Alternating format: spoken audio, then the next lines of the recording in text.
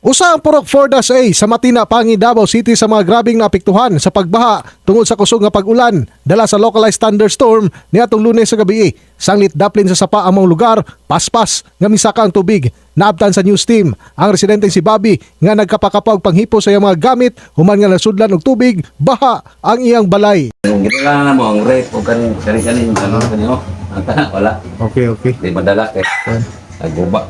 Sige. Samtang ang 69 anyos nga si Nanay Agustina walay nasalbar human giabot sa tagadughan nga baha ang iyang panimalay.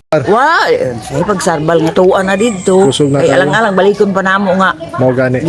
Safety lang gud ang kinabuhi gyud. Kay aron maluwas ta di ta mamatay. Okay. Kabrigada sa kasamtangan mo tabok ta dinhi sa Hanging Bridge karon maabtan o hinabang ang mga residente diha sa may kilometer 7 Matina, Pangi, Nindakbayan sa Davao. Isip dinali ang tabang ng hatag og pagkaon ng Brigada News FM Davao gikan sa mga listeners ngadto sa mga biktima din usa sa nakadawat mao si Junel nga bag-o lamang mibalhin sa lugar human ma-demolish ang iyang balay diha sa Arroyo Compound. Gamit no. So unsa atong kailangan, sir?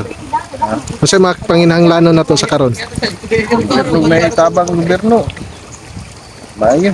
Base sa inisyal nga datos sa City Disaster Risk Reduction Management Office kon CDRRMO sa City Government of Davao, ana sa 347 ka mga pamilya gikan sa 11 ka mga barangay sa syudad ang apektado sa mong pagbaha, samtang padayon ang pagmonitor sa paghatag og ayuda sa mga apektadong residente.